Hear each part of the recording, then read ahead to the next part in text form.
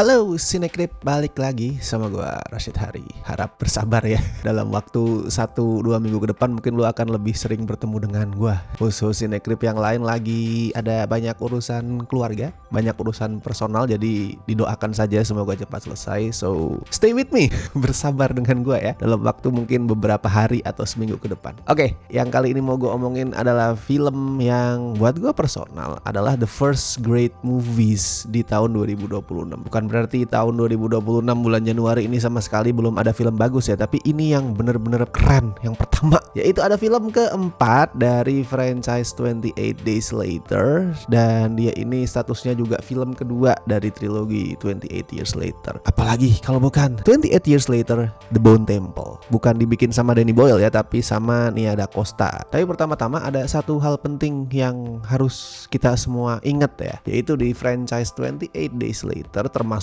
28 Week Later, 28 Years Later, Bone Temple, infeksi virusnya bukan ngubah orang, ngubah manusia itu jadi zombie yang gak ada otaknya kayak yang sering kita lihat di film-film lain. Even Danny Boyle ngomong kalau ini bukan film zombie karena monsternya, makhluk yang nyerang itu gak kayak zombie pada umumnya. Daripada zombie, mereka tuh lebih ke arah manusia yang otaknya, psikisnya itu kacau, makanya dikuasai sama virus kemarahan, rage virus istilahnya. Itu poin utama yang mesti lo ingat. Soalnya itu jadi hal penting yang dibahas di The Bone Temple ya. Kalau 28 Days Later dulu tuh tahun 2003 adalah tentang gimana sih umat manusia gak bisa mengendalikan emosi mereka gara-gara virus, marah-marah, ngamuk, dan akhirnya menghancurkan dunia yang ngadirin kiamat. Maka The Bone Temple ini ngelanjutin apa yang udah dimulai sama 28 Years Later tahun kemarin. Dia jadi istilahnya tuh natural progression lah, progres natural dari ceritanya, yang kali ini ngomongin upaya buat menyembuhkan kekacauan batin dari manusia yang marah-marah, yang ngamuk-ngamuk dengan cara mencari kedamaian. Somehow itu relevan sih di zaman sekarang ya. Film ini literally ngomong kalau nggak salah kok kalau misalkan lu tuh mencari kedamaian. Itu relevan banget karena di zaman sekarang kan kayak kita seolah-olah tuh dianggap nggak peduli, ignorance kalau misalkan kita nggak ikutan marah-marah sama hal apapun ya yang diributkan oleh publik mungkin di medsos, seolah kayak gitu. Padahal ya kita nggak mesti ikutan marah men. Kalau misalkan lu itu lagi wah stres banget, lu itu lagi mentok pikiran lu dan lu nggak ingin ikut-ikutan marah, lu cuman ingin menenangkan diri lu sebentar, lu ingin mencari kedamaian, it's fine. Lu nggak ikutan marah-marah, nggak ikut ngamuk-ngamuk, itu bukan berarti lu ignorance. Lu hanya menjadi manusia biasa yang pengen dapat ketenangan, pengen dapat kedamaian. Itu yang diomongin sama 28 Years Later The Bone Temple secara tersirat ya. Kalau alurnya langsung ngelanjutin ending film sebelumnya, di mana si Spike itu ditangkap sama kelompok cult pemuja setan yang dipimpin sama Sir Lord Jimmy Crystal ya. Jadi kelompok pemuja setan ini punya tampilan yang khas banget lah. Mereka ngikutin dandanan si pemimpinnya. Mereka pakai wig panjang blondie, terus manggil satu sama lain dengan nama Jimmy, namanya sama semua. Yang BTW tampilan rambut panjang blondie itu terinspirasi dari sosok dunia nyata ya, namanya Jimmy Savile, yaitu adalah seorang ya bisa dibilang entertainment host di British yang sekarang udah mati, tapi dulu itu menyulut kontroversi karena begitu dia mati langsung keungkap semua tuh kasus tentang dia. Langsung ketahuan kalau selama hidupnya itu dia adalah seorang predator yang udah punya banyak korban. Dan kelompoknya Jimmy ini percaya kalau si Jimmy adalah anak dari setan, nabi, tapi bukan anak Tuhan, anak setan yang ditugasin untuk membawa kehancuran ke dunia. Makanya mereka tuh nyembah Jimmy banget, ngikutin semua perintah dia, suruh bunuh orang mereka lakuin. Dan di sisi lain ada Dr. Ian Kelson yang diperanin Ralph Fiennes ya, masih tinggal di Bone Temple yang dia ciptain, dan sekarang si Dr. Kelson ini ngebangun hubungan pertemanan aneh sama Samson, si zombie alpha yang badannya gede banget. Ya intinya jadi manusia survivor di 28 Years Later itu sangat-sangat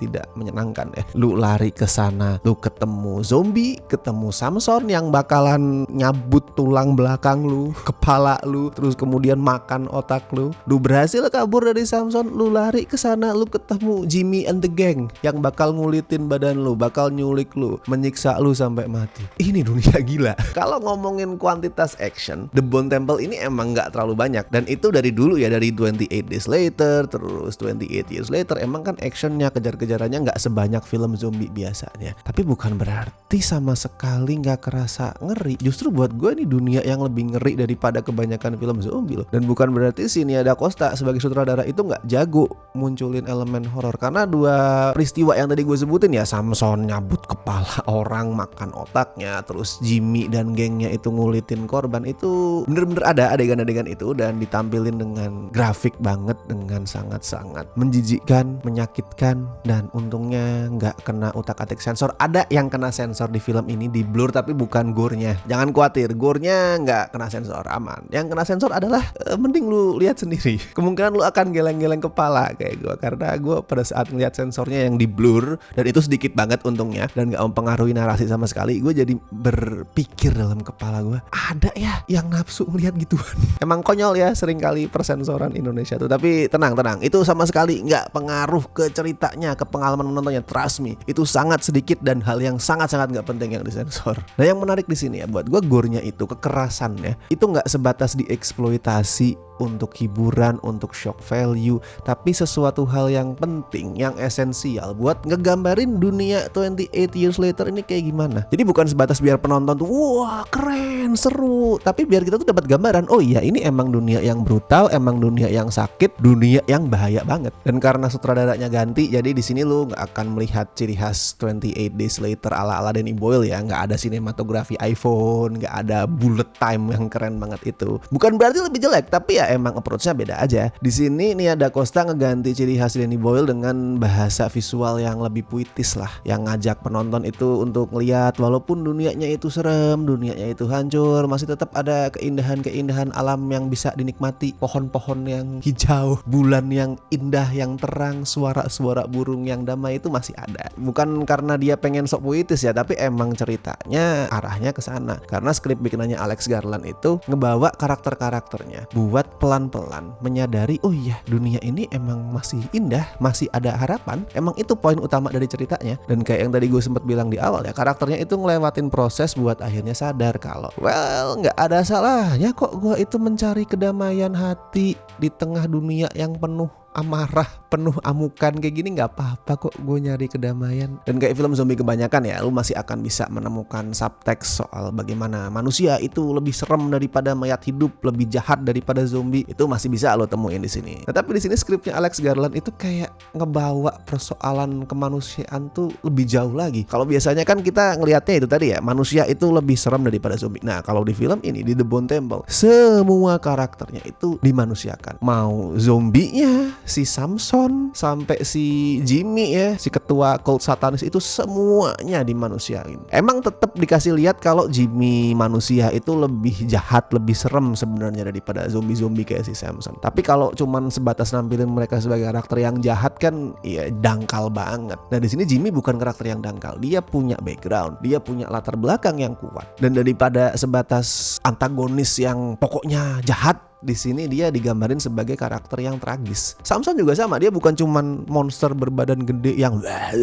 doang, tapi dia juga karakter yang tragis. Semua karakternya di sini adalah sosok yang tragis. Nah, balik bentar ke directingnya Nia Da Costa ya. Tadi gue emang bilang Nia Da Costa itu stylenya beda banget sama Danny Boyle. Tapi ada satu ciri khas Pak Danny yang dipertahankan sama Nia Da Costa di sini, yaitu soal pilihan lagu. Playlistnya keren-keren. Tapi tentu saja satu lagu yang paling menonjol nanti, yang paling akan terus diingat sama penonton film ini adalah lagunya Iron Maiden yang judulnya The Number of the Beast. Itu lagu yang dipakai buat ngiringin klimaksnya, yang megah banget. Gue sempet baca kemarin sebelum nonton ya, ada sebuah tweet yang ngomong kalau pada saat The Bone Temple itu diputar di depan para kritikus, di adegan lagu Iron Maiden itu orang-orang satu studio tepuk tangan. Dan gue pada saat nonton ya pengen ngelakuin hal yang sama juga ya, gue pengen tepuk tangan di situ. Karena itu keren, itu spesial. Bukan cuman karena visualnya megah, bukan cuman karena lagunya keren. Tapi gini loh, film zombie biasanya kecenderungannya klimaksnya ya udah klise aja gitu. Misal sepanjang film zombinya disimpan, ya udah klimaksnya berarti mereka tuh akan nyerang rame-rame. Nggak jauh-jauh dari situ lah. Klimaks The Bone Temple ini kayak semakin menegaskan kalau franchise 28 Days Later dari dulu itu berani banget, nekat banget untuk nggak ngikutin formula klise di film zombie. Karena ini klimaksnya klimaksnya bukan klimaks khas film zombie. Gue nggak mau spoiler ya, tapi yang bisa gue kasih tahu sebagai sebatas ini. Klimaks The Bone Temple itu adalah lelucon jokes yang kemudian diseriusin, and then kayak yang disebut sama karakternya Ralph Fiennes di sini ya, filmnya itu turn this up to 11, dibikin jadi epic. Dimulai dari sebuah jokes nggak penting, jokes konyol, terus kemudian dikembangin jadi sesuatu yang anjing keren banget. Gue nggak nyangka ada film zombie klimaksnya kayak gitu. Dan di situ btw aktingnya Ralph Fiennes sangat-sangat keren. Agak-agak ngingetin sama performance dia pas jadi Voldemort ya di Harry Potter. Cuman bedanya kalau Voldemort kan rada-rada slay tuh. Ya gak sih? Gue selalu merasa Voldemort tuh slay banget coy, megang tongkatnya kayak gini. Hi Harry. New Power Moisture from L'Oreal Paris. Kalau di sini kayak Voldemort versi lebih maco gitu yang